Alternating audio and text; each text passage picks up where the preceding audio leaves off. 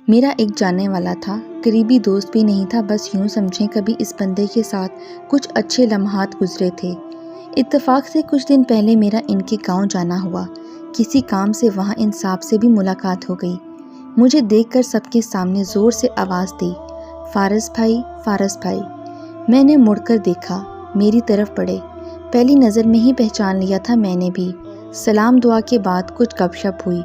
Time की कमी की वजह से मैंने इजाज़त ली जाने की, लेकिन साहब कहने लगे, फारस भाई मेरे घर चलें, खाना खाए बिना नहीं जाना। मैंने बहुत मना किया, लेकिन वो बाज़िद थे। फारस भाई खाना ना सही, चाय तो ज़रूर पी कर जाए मेरे घर से। खैर मना ना कर सका, साहब के साथ चल दिया। इनके घर पहुंचा। काफ़ी बड़ा घर था इनका, तरह तरह के पौधे फूल लगे हुए थे। बरामदे के सामने चारपाई लगाई हुई थी। पंजाबी में इसे चौंतरा या वेड़ा कहते हैं। इन साहब के दूसरे तीनों भाई भी आ गए। मुलाकात हुई। चंद मिनट इनके भाई मेरे पास बैठे, फिर चले गए और साहब बाजार से कुछ लेने चले गए। अब मैं चारपाई पे अकेला बैठा था, लेकिन मुझे हैरत तब हुई जब मैंने देखा इनके घर में 10 से 15 बच्चे थे, शरारतें करते हुए, खेलते हुए। एक तो मेरे सामने से वाह करता हुआ गुजर गया। सब बच्चे एक दूसरे के साथ शरारतें कर रहे थे। एक ने जूता उठाया, दूसरे को मारा। अल्लाह का शुक्र है वो जूता मेरे कान के करीब से गुजरा। बच्चे तो बच्चे होते हैं, इनको क्या मतलब फारिस हो या कोई। लेकिन इन सब बच्चों में से 2 बच्चे ऐसे थे जो बिल्कुल साइड पे बैठे हुए थे, खामोश थे। एक लड़का था जिसकी उम्र 12 साल होगी, एक लड़की जिसकी उम्र 9 साल होगी। दोनों बहन भाई थे।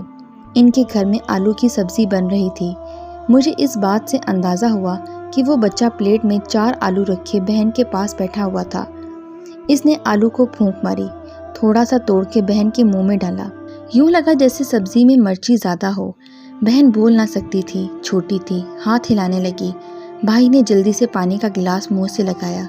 फिर भाई की मोहब्बत पर हार गया फारिस, छोटा सा नन्हा सा भाई।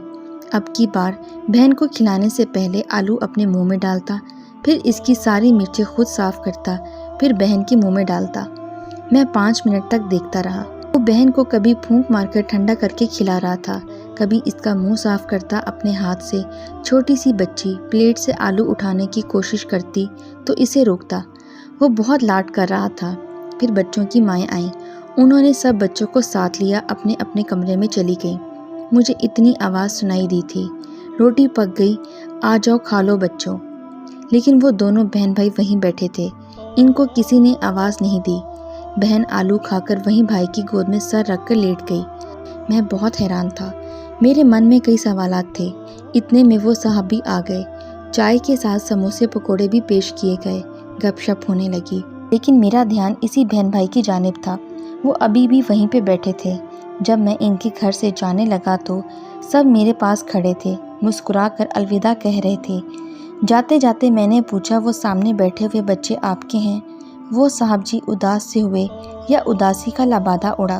कहने लगे, मेरे छोटे भाई के बच्चे हैं जी।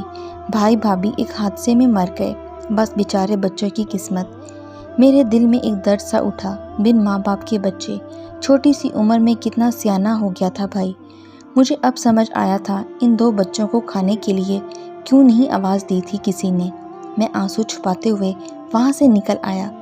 मेरी नज़र जाते हुए इन मासूमों पे थी, जो बहन के सर पर हाथ रखे शायद अम्मी अब्बू का इंतज़ार कर रहा था या ख़ुद को तैयार कर रहा था ज़माने की तलखियाँ झेलने के लिए। दुआ है अल्लाह पाक सब के माँ बाप सलामत रखे। माँ बाप के बिना ज़िंदगी बहुत दर्दनाक होती है। इंसान अपनों के साथ रहते हुए भी अजनबी होता है।